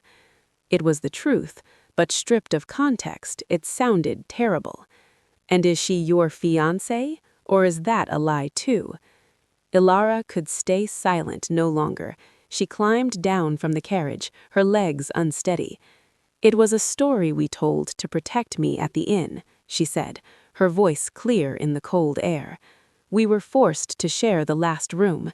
Claiming to be engaged was the only way to avoid complete ruin. Lord Thorne was protecting me. Dobbs looked between them, his expression a mixture of skepticism and reluctant belief. A noble gesture, maybe, but it's a web of lies, my lady. And this, he waved the sodden paper, makes it look like you're hiding more than a compromised reputation. This letter talks about the Linden matter and ensuring silence. Found in your horse's stall. Looks bad.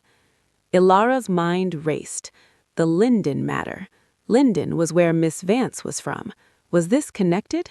Was it possible? No. She refused to believe it. That letter is not mine, Alistair stated with his voice ringing with conviction. I have never seen it before. It could have been dropped by anyone at the inn. Planted, even. Planted? Dobbs scoffed. By who? And why? By someone who wishes me harm. Someone who knew my real identity and sought to deepen the suspicion against me. The implication hung in the frosty air. Julian Linley. Dobbs was silent for a long moment, thinking.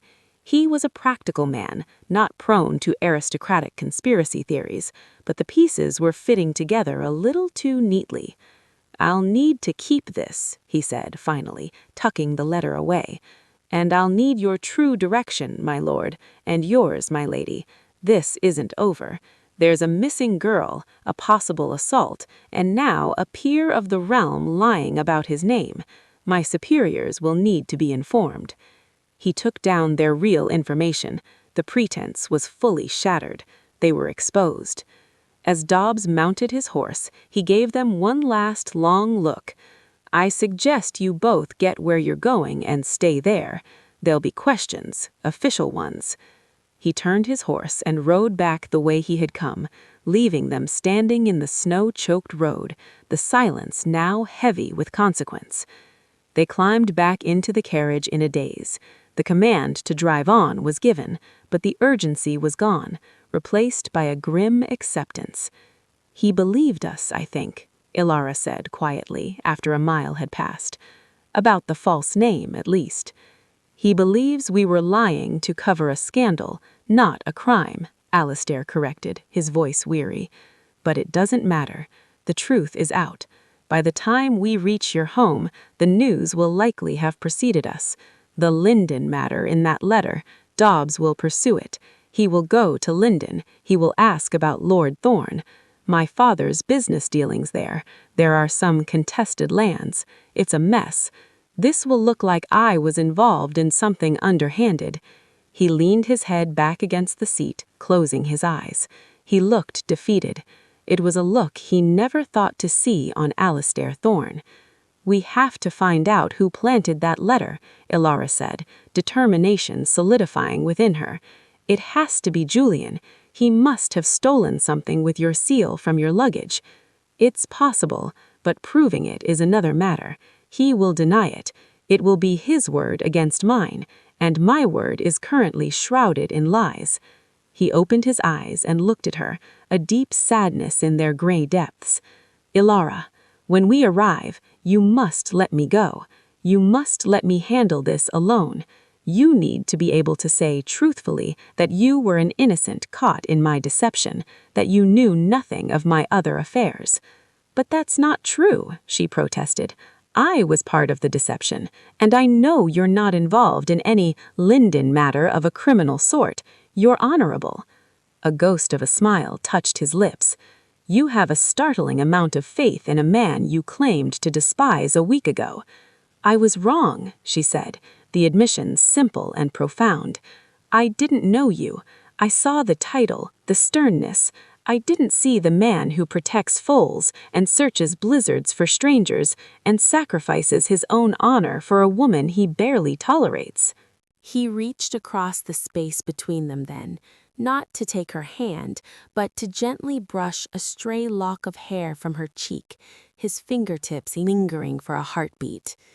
"You are the only good thing to come out of this disaster," he murmured, "the only truth in a mountain of lies." The tenderness in his touch, in his words, shattered the last of her defenses. The careful walls she'd built around her heart, the old animosities, the fear of his rejection, they crumbled to dust. "Alistair," she whispered, her eyes searching his, "what if I don't want to let you go? What if I want to stand with you? Through the scandal, the questions, all of it?" His hand fell away and he drew back, the shudders coming down. "You cannot. Your family, your future is my choice," she insisted, leaning forward. "You told the constable the false name was to protect my reputation, but my reputation is already intertwined with yours. Running from you now won't save it. It will just make me look like a coward, or worse, like your accomplice." She took a deep, steadying breath. "The only way through this is together, with the truth, our truth." He stared at her, a war raging in his eyes, hope battling a lifetime of duty and expectation. "What is our truth, Alara?" he asked, his voice raw. She didn't hesitate. She took his hand, lacing her fingers with his. The contact was electric, a solid, warm connection in the cold carriage. "Our truth is that in a tiny room at the Shepherd's Rest, surrounded by a storm and a lie, we found something real, and I am not letting go of it." For a long, suspended moment, he simply looked at their joined hands. Then his fingers tightened around hers, holding on as if she were the only solid thing in a shifting world. He didn't speak. He didn't need to. The answer was in his grip, in the way his thumb brushed over her knuckles, in the surrender and the newfound resolve that settled over his features. The carriage rolled on, carrying them toward a future more uncertain than ever, but for the first time they were facing it not as reluctant allies in a deception, but as partners in a precarious, defiant truth. Willowbrook Manor, Alara's family home, emerged from the snowy landscape like a vision of safety. Smoke curled from its many chimneys, and the warm glow of lamplight shone from the windows. Yet as the carriage crunched up the long drive, Alara felt not relief, but a new kind of dread. The news had indeed preceded them. Her brother, Benedict, was waiting on the front steps, his arms crossed, his face a thundercloud. Beside him stood his wife, Charlotte, Alistair's dear friend, her expression a mixture of worry and confusion. The carriage had barely stopped before Benedict yanked the door open. "Ilara, thank God!" His gaze shifted to Alistair, and his relief turned to cold fury. "Thorn, get out!" Alistair descended, every inch the Duke, facing his friend's anger with calm dignity. "Benedict, do you have any idea the rumors flying?" Benedict's voice was low, dangerous. "That you and my sister were holed up in a common inn for days, that you're using false names, that you're mixed up in some trouble in Linden. The constable from Hawk's Cross has already sent a messenger to Father." "It is not what it seems," Alistair began, but Benedict cut him off. "I don't care what it seems. You have compromised my sister. You have dragged the Sterling names through the mud." He stepped closer, his fists clenched. "I should call you out for this." Benedict, no! Ilara scrambled from the carriage, placing herself between the two men. Stop it! He protected me. He saved my reputation when the storm left us no choice. By lying? By pretending to be engaged? Benedict roared. That only makes it worse when the truth comes out, which it clearly has. Then let me tell you the truth, Ilara shouted back, her own temper flaring. The whole truth, not the gossip, not the constable's suspicions, our truth. She turned, grabbing Alistair's hand and pulling him forward, refusing to let go, even as Benedict's eyes bulged at the sight. We were trapped. There was one room, one bed. He slept in a chair the first night and nearly froze. We told the lie to protect me from the gossips in the common room. And yes, we maintained it. And somewhere in the middle of that storm and that lie, something real happened. She looked up at Alistair, her gaze unwavering. I care for him, deeply, and he feels the same. The declaration hung in the frosty air. Charlotte gasped softly. Benedict looked as if he'd been struck. Alistair squeezed her hand, then gently extracted himself to face his friend directly. She speaks the truth, Ben, all of it. My feelings for Ilara are undeniable. They have been for longer than I cared to admit, even to myself. The false name, the pretense, it was to shield her from the fallout of my own tangled life. The Linden matter is a business dispute of my father's, twisted by an enemy to look sinister, an enemy who was at the inn, who fed information to the constable. Linley, Benedict spat, his anger finding a new target. Julian Linley was there, Charlotte asked, horrified. He was, and he sought to destroy us both when Ilara rejected his advances, Alistair confirmed. I have handled this badly, Ben.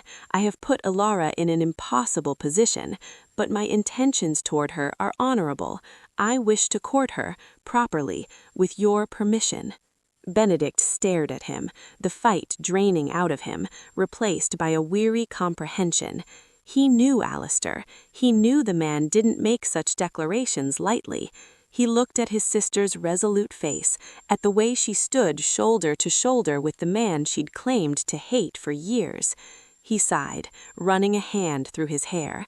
Inside, both of you, we are not having this conversation on the front steps for the servants to hear. In Benedict's study, over brandy he clearly needed, the full story came out.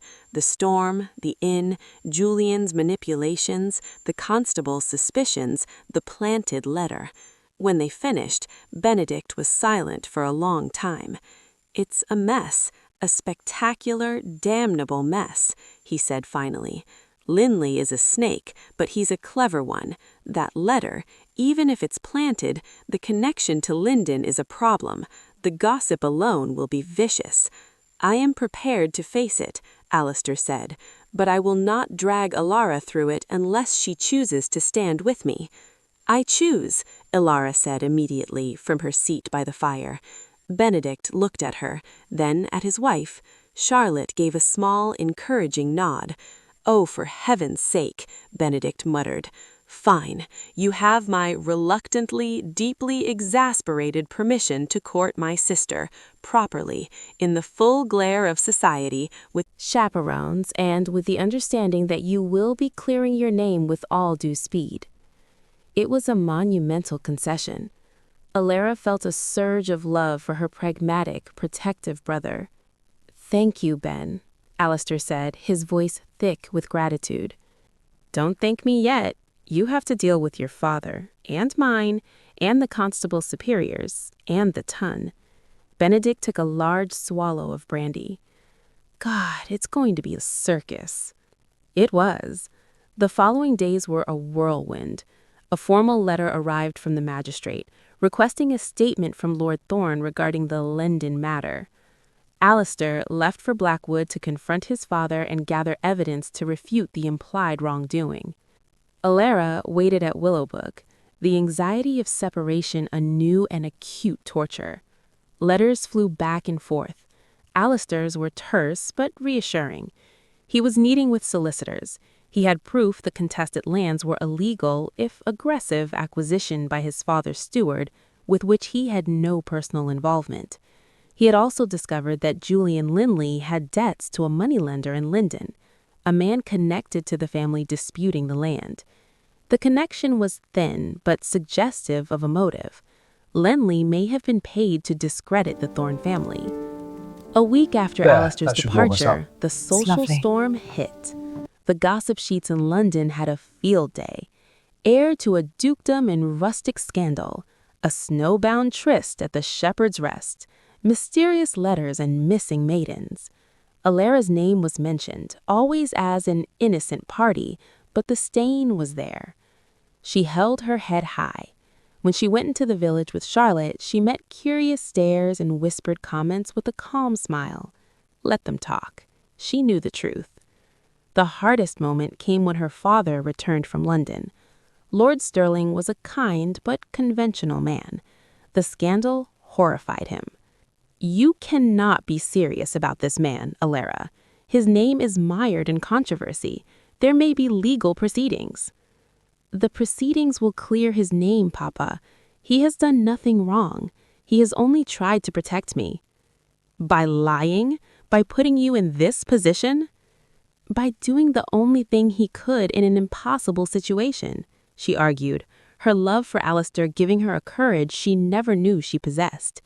He is a good man, the best man I know, and I love him. Her father saw the determination in her eyes, the same steel he'd seen in her mother long ago. He sighed, defeated. Your mother would have liked him, I think, he admitted gruffly. He has backbone, very. Well, but if he fails to clear his name, if this scandal attaches permanently, it won't, she said with absolute faith. A few days later, Alistair returned. He came directly to Willowbrook, travel-stained and weary, but with a light in his eyes she hadn't seen before. In the winter garden, under a pale sun, he told her the news. The magistrate is satisfied. The land papers are in order. The connection to Lenley and the moneylender has been presented. No charges will be brought. It is officially a misunderstanding fueled by malicious gossip. The relief was so profound, her knees buckled. He caught her, his arms strong around her. And your father? She asked, her face buried in his coat. Furious, but resigned. The public clearing of my name means the alliance with Lady Celia is well and truly dead, which was his greatest concern. He has accepted that my future lies on a different path, a path that, I hope, leads to you, if you will still have me now that the worst is past, and I can offer you nothing but a somewhat tarnished title and a heart that is entirely yours. Tears of joy spilled down her cheeks. The title never mattered to me. The heart is all I ever wanted. His kiss was not one of stolen, desperate passion in a cold inn-room. It was a promise, sweet, tender, and full of a future waiting to be built. It was a kiss of hope, of truth, of a love forged in the most unlikely of fires. When they finally parted, breathless and smiling, Alistair rested his forehead against hers. It seems we have survived the storm, Lady Alara. Together, she whispered. Always, he vowed. The world did not magically right itself after the magistrate's verdict. The stain of scandal, though now officially undeserved, was a stubborn shadow.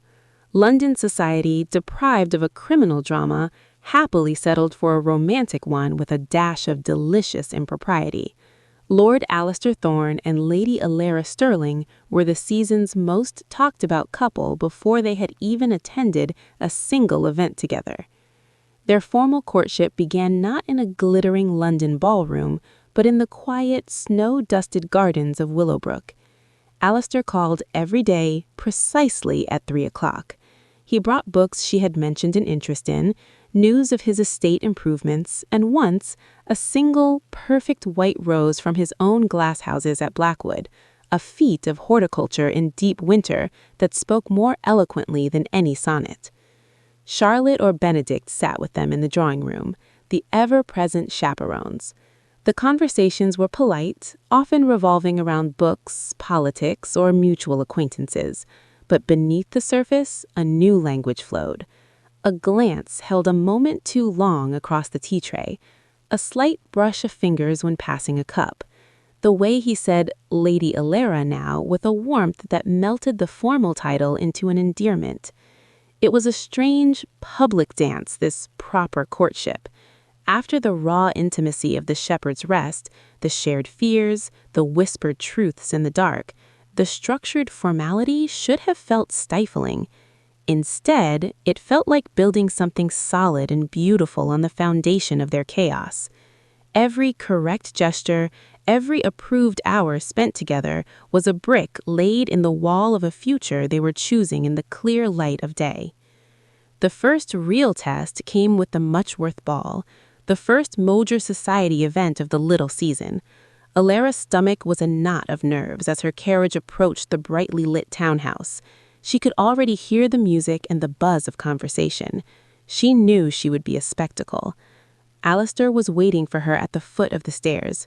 He looked devastatingly handsome in severe black and white, every inch the ducal air. His eyes found hers immediately, and the crowd, the noise, the judging eyes, all of it faded for a moment. He offered his arm. "Ready?" he asked, his voice low. "With you," she answered, placing her hands on his sleeve.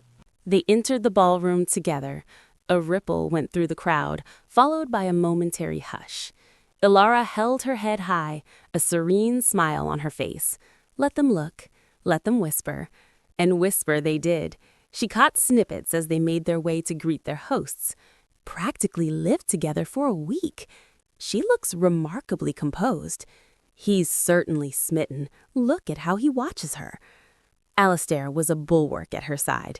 He introduced her to people with unshakable propriety, his tone making it clear that any slight to her was a slight to him. When the dancing began, he led her out for the first waltz. It was their first dance as a publicly acknowledged couple. "You are the bravest person I know," he murmured as they moved together, his hand firm at her back. "I have a good partner," she replied, her heart soaring with the music and the rightness of being in his arms, here in front of everyone.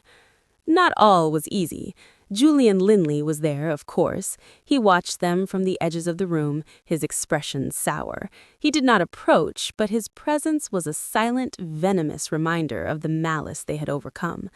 More challenging were the subtle cuts from the high sticklers of the ton. Lady Hastings turned her shoulder when Alara curtsied. The Dowager Countess of Farnham remarked loudly about modern girls with no sense of decorum. Alara felt each one like a pinprick, but she refused to flinch. Her true ally, to her surprise, was Charlotte. With gentle ferocity, Charlotte steered her toward friendly faces, engaged attractively in conversation that deftly highlighted Alara's good sense and character, and generally acted as a one-woman army of social rehabilitation. "You love him, and he is a good man," Charlotte said simply one afternoon. "The rest is just noise. We will outlast it." And they did. As the weeks passed, the scandal, lacking new fuel, began to lose its heat. The constancy of Alistair's regard, the obvious respect between them, and the support of their families slowly turned the tide. The story was being rewritten from shocking tryst to romantic saga of storm-bound love. One afternoon, during their now customary walk in the Willowbrook Gardens, Alistair stopped beneath the bare branches of a great oak. The air was crisp, their breath pluming. "My father has requested your presence," he said, his expression serious. Ilara's heart stuttered. The Duke of Blackwood had been a silent, disapproving figure throughout. Requested or summoned? "A bit of both," Alistair admitted. "He wishes to meet you, to see for himself the woman who has redirected the course of his dynastic plans." It was the final hurdle, the most formidable one. "When?" "Tomorrow, at Blackwood. I will come for you at 11. The next morning, Alara dressed with more care than she had for any ball. She chose a gown of deep burgundy wool, elegant but severe, with no frippery. She wanted to look like a future duchess, not a debutante. Blackwood Manor was immense, a gray stone edifice that spoke of centuries of power and tradition. It should have been intimidating, but as Alastair handed her down from the carriage, his reassuring grip on her hand steadied her. The Duke was in his library, a room dominated by portraits of stern ancestors and the smell of old leather and pipe smoke. He was an older version of Alastair, but where Alastair's intensity was leavened by a hidden warmth, the Duke's was pure granite. "Lady Alara," he said, not rising from his desk. His gaze swept over her, assessing, dismissive. "Your Grace," she curtsied perfectly, meeting his eyes with calm respect. "You have caused a great deal of trouble." "The storm caused the trouble, Your Grace. We merely navigated it as best we could." A grunt. "My son tells me you have a fondness for estate management, that you read agricultural reports. I believe those who are privileged to hold land have a duty to understand it and care for the people on it," she replied, her voice clear. He asked her a series of sharp, probing questions about tenant rights, crop rotation, and the price of wool. Ilara, who had grown up listening to her father and brother discuss such matters, and who had genuinely read the reports Alastair shared, answered with confidence and intelligence. Slowly, grudgingly, the Duke's expression shifted from hostile to considering. He turned his sharp gaze on his son. "You are determined in this?" "I am, sir, entirely." The Duke looked back at Ilara. "My son broke a contract with the Fairchilds for you. It cost me a valuable alliance. What do you offer in place?" It was a brutally practical question. Ilara did not flinch. "I offer loyalty, Your Grace. Not the loyalty of a signed contract, but the loyalty of a heart and a mind fully committed to your son and to the future of this family. I offer partnership, and I believe in time that can be a stronger foundation than any alliance." Silence stretched in the grand room. The Duke stared at her, and for the first time he saw not a duke, but a father weighing his son's happiness. He sighed, a long, weary sound. "You have spine," he conceded finally, "and you are not the empty-headed flirt the gossip sheets painted you. Very well," he gave a single curt nod. "You have my consent." It was not a blessing, but it was enough. As they left the library, Alastair's hand found hers, squeezing it tightly. The last major obstacle had been cleared. That evening, back at Willowbrook, under the same winter stars that had witnessed their first fraught journey, Alastair did not ask her to walk in the garden. He asked her to join him in the conservatory, a glass-walled haven filled with the scent of earth and blooming hothouse flowers. Among the orange trees and exotic ferns, he took both her hands in his. "Ilara," he began, his voice deeper than usual. "Our story began with a lie told in a room full of strangers. Every step since has been about uncovering the truth beneath it, the truth of my character, the truth of your courage, the truth of what grew between us." He went down on one knee. Ilara's heart catched, her heart hammering against her ribs. "The greatest truth is that I love you, not as a convenient fiction, but as the essential fact. Reality of my life. You are my compass, my courage, my heart. Lady Ilara Sterling, will you do me the unparalleled honor of becoming my wife? Will you marry me for real, in front of everyone, and let me spend the rest of my life proving how deeply I love you?" Tears of pure joy streamed down her face. This was no strategic alliance, no duty-bound proposal.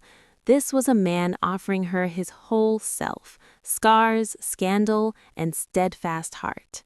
"Yes," she whispered, then stronger, laughing through her tears, "Yes, Alastair, 1,000 times yes." He stood, pulling her into his arms, and kissed her. A kiss of promise, of triumph, of a future finally, gloriously beginning. Their wedding was not the grand, politically charged spectacle the Duke had once envisioned for his heir. It was held in the spring, in the small, sun-dappled church at Willowbrook, surrounded by family and true friends. Daffodils nodded along the path Ilara walked on her father's arm, her gown a simple confection of ivory silk. reminiscent of the snow that had first brought them together, but touched now with the warmth of the new season. Alistair waited for her at the altar, his expression one of such profound, open love that it stole the breath from every guest.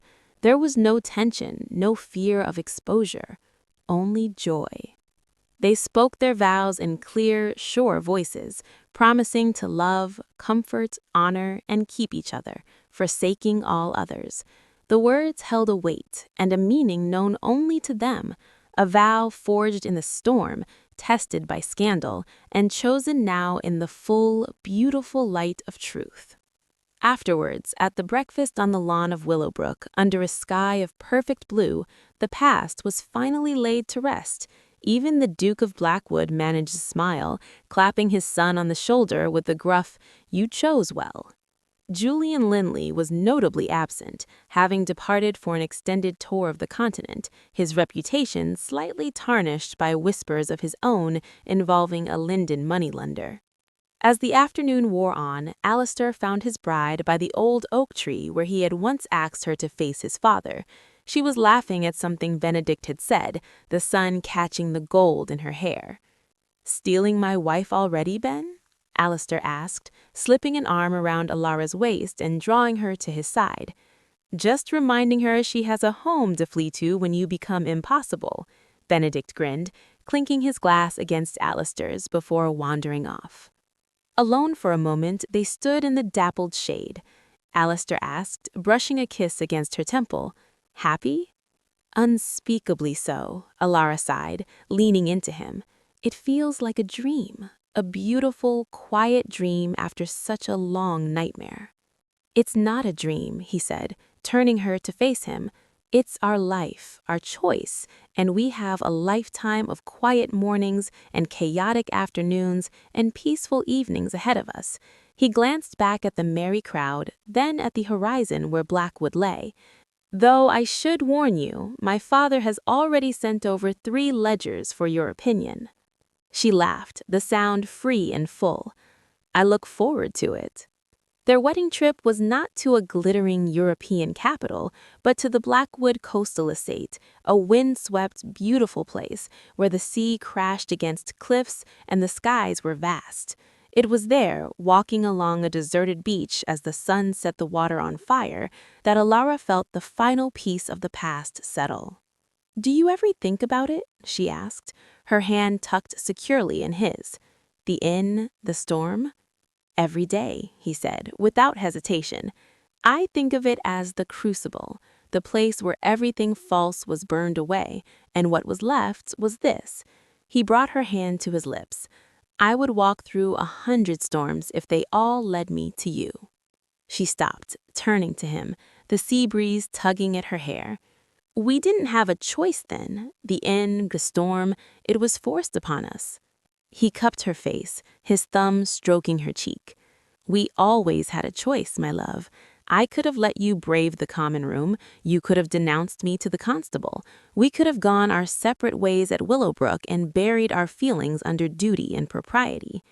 He smiled, a true, warm smile that transformed his face. "But at every turn, we chose each other, even when it was hard, especially when it was hard. That single bed in that tiny room didn't trap us, Alara. It gave us the courage to choose the life we truly wanted." He was right. The path had been treacherous, paved with lies and threats, but every step on it had been their own. They had chosen trust over suspicion, loyalty over convenience, and love over fear. Epilogue, 1 year later. Snow fell again, but this time it was a gentle, peaceful curtain outside the warm, fire-lit drawing room of Blackwood Manor. A decorated fir tree stood in the corner, and the scent of mulled wine and gingerbread filled the air. Ilara, curled on a sofa, looked up from the estate account book on her lap, a wedding gift from the Duke, who now regularly sought her counsel, and watched her husband. Alistair was on the floor before the hearth, attempting to assemble an elaborate wooden rocking horse for their nephew, under Benedict's highly critical and amused supervision. "The head goes on the other end, Thorne. Even I know that." I am aware. I am following the diagram. The diagram is upside down. Ilara smiled, her heart so full she thought it might burst. The scandal of the Shepherd's Rest was a distant memory, a story they sometimes told each other in whispers, a private history that bound them closer. Society had moved on to newer gossip. They were now simply the Duke and Duchess of Blackwood, the old Duke having happily retired to his libraries. A couple known for their harmonious partnership and their surprising, deep affection. Alistair caught her looking and winked, a boyish, unguarded gesture that still made her stomach flip. He had found a lightness with her, a joy that had been buried under duty. Later, after the guests had retired and the house was quiet, they stood together at their bedroom window, watching the snow blanket the world in silent white. "Another storm," Ilara murmured, leaning back against his solid chest, his arms wrapped around her. "This one feels different," he said, his voice a soft rumble near her ear. "This one feels like peace." She turned in his arms, looking up at the man who was her husband, her partner, her love. "Do you remember what you said to me that first night? 1 room, 1 bed. You made it sound like a prison sentence." He laughed softly, resting his forehead against her. "I was a fool. It wasn't a prison. It was the beginning of everything." He kissed her gently. "It was the place where I found my way home." And as the snow fell softly on the world outside, safe in their room, in their bed, surrounded by the life they had chosen together, Ilara knew with absolute certainty that every storm, every hard choice, every moment of fear had been worth it. For this, for him, for their happy ending chosen freely and loved deeply every single day.